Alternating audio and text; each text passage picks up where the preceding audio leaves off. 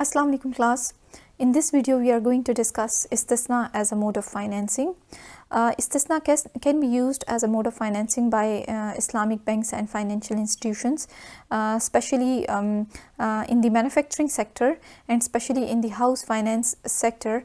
For example, if the client has his own land and he seeks manufacturer and he seeks financing for the construction of house, so he can approach the financial institution or Islamic bank that he has his own land but he needs financing for manufacturing the house. So in this case the bank can provide manufacturing services, or bank can hire a third party. We mean to say a bank can hire a contractor who will construct the house for this person, and in return the person is going to pay fee to the bank, and bank will calculate its own service charges and along with the fee of the contractor.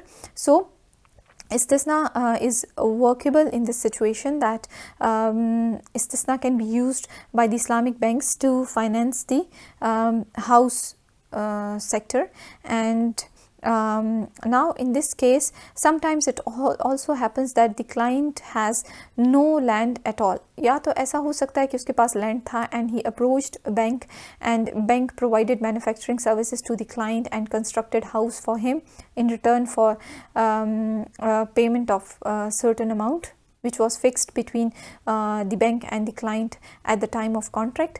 या फिर second option ये भी हो सकती है that bank has the customer has no land at all and he approaches bank and he says that he wants to have his own house. So what bank does is that bank basically constructs house on a certain area on a certain piece of land for the client, and bank सारी calculation कर लेता है कि इस land पे house construction के इतने charges होंगे, और definitely bank is going to assign this task to certain contractors, और कॉन्ट्रैक्टर्स अपनी फ़ी बता देंगे कि इस सारे प्रोजेक्ट पे कितनी कॉस्ट आएगी, and bank will add up it's service charges जो कि क्लाइंट को बताई जाएंगी, कस्टमर को बताई जाएंगी कि टोटल जो कॉस्ट है in constructing the house along with the service charges of the bank इतने हैं, and the client if the client is willing so he signs the contract with the bank and then bank provides these services to the client.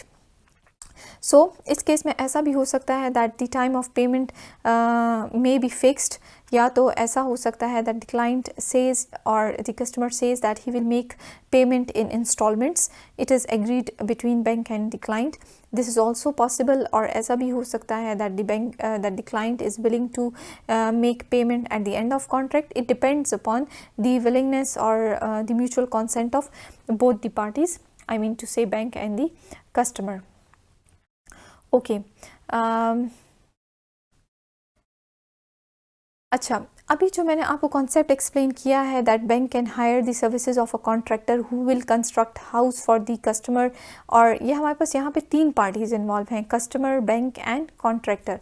तो इस तरह के contract को हम कहते हैं पैरेलल कॉन्ट्रैक्ट ऑफ इस्तिस्ना, जिसमें client approaches the bank to ask for manufacturing the house, and then bank approaches the contractor जो कि फिर कंस्ट्रक्ट करता है हाउस क्लाइंट के लिए.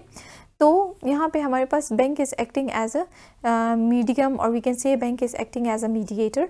तो कॉन्ट्रैक्टर टोटल कॉस्ट बता देता है बैंक को कि इस घर को बनाने पे टोटल इतनी कॉस्ट आएगी, और बैंक बेसिकली वो पेमेंट कर रहा होता है कॉन्ट्रैक्टर को, जो कि फिर बैंक एंड में रिसीव करता है कस्टमर से, लेकिन उसमें बैंक अपने सर्विस चार्जेस भी इंक्लूड कर देता है जो कि लमसम अमाउंट पे कस्टमर से रिसीव की जाती है, that may be in the form of installments. So this whole process is known as parallel contract of istisna, क्योंकि तीन पार्टीज हमारे पास इन्वॉल्व हैं.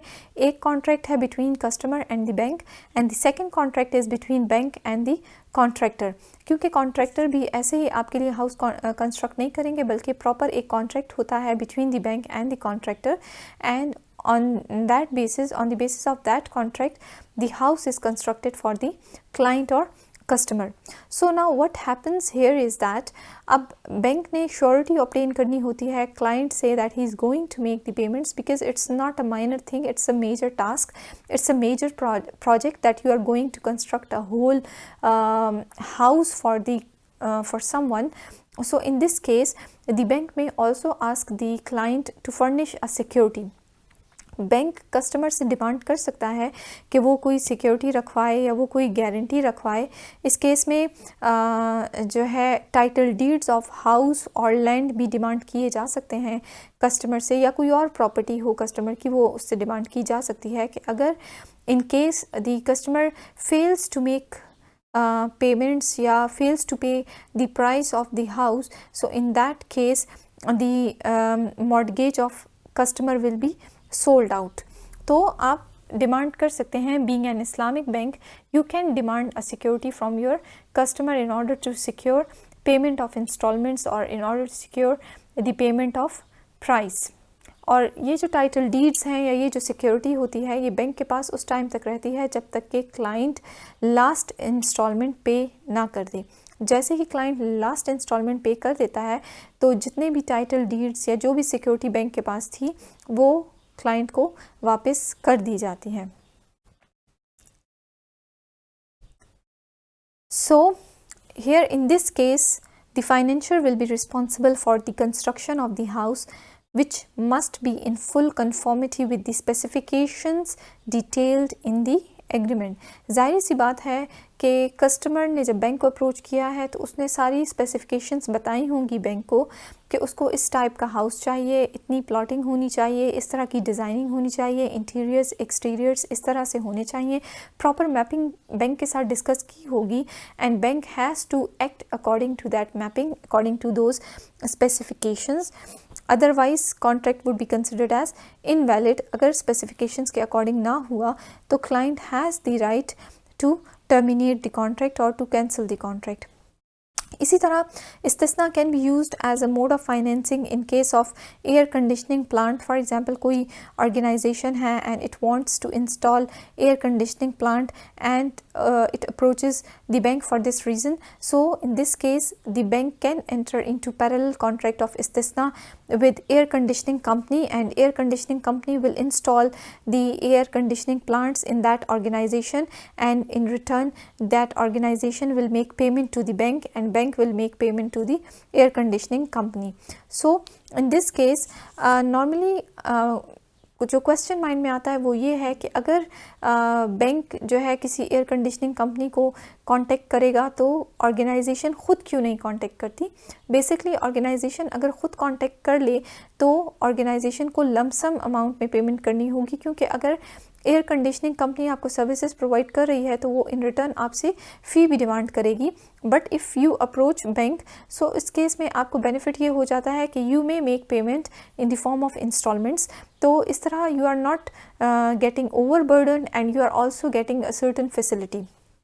Moreover, the contract of istisna or istisna can be used as a mode of financing for building a bridge or a highway. Normally government इसी तरह करती है कि जब उसने कोई bridge या highway construct करना होता है so government usually approaches different contractors और जो कॉन्ट्रैक्टर्स होते हैं दे कंस्ट्रक्ट अ ब्रिज और हाईवे फॉर द गवर्नमेंट। और इस केस में जो प्राइस पेमेंट होती है वो इस तरह से की जाती है कि गवर्नमेंट कॉन्ट्रैक्टर के साथ एग्रीमेंट करती है कि you construct this bridge, you construct this highway. और ये आप देखते हैं जो हमारे पास डिफरेंट टोल प्लाजास होते हैं and they are collecting certain amount of fee from you. So ये जो फ़ी होती है basically it is provided to the contractor as his price for constructing the bridge और कंस्ट्रक्टिंग द हाईवे। तो normally इस तरह से एग्रीमेंट होता है between contractor and government. Government contractor को ब्रिज कंस्ट्रक्ट करने का टास्क असाइन करती है और जब ब्रिज कंस्ट्रक्ट हो जाता है या हाईवे कंस्ट्रक्ट हो जाता है और उसकी जो टोल फ़ी होती है वो नॉर्मली कॉन्ट्रैक्टर के पॉकेट में जाती है, क्योंकि उसने अपनी कॉस्ट रिकवर करनी होती है, वो कॉस्ट जो कि हाईवे या ब्रिज को कंस्ट्रक्ट करने पे आई है। सो नॉर्मली ये जो सारा प्रोसेस होता है या जो सारा प्रोसीजर होता है इस तरीके से ऑपरेट करता है। सो these are the basic ways in which these are the basic you can say categories in which istisna can be used as a mode of financing. ये कुछ हमारे पास सेक्टर्स हैं जहाँ पे आप istisna को यूज़ कर सकते हैं as a mode of financing, and normally Islamic banks भी istisna को इन्हीं सेक्टर्स को फाइनेंस करने के लिए यूटिलाइज़ करते हैं. So I think it would be clear to all of you. Thank you class.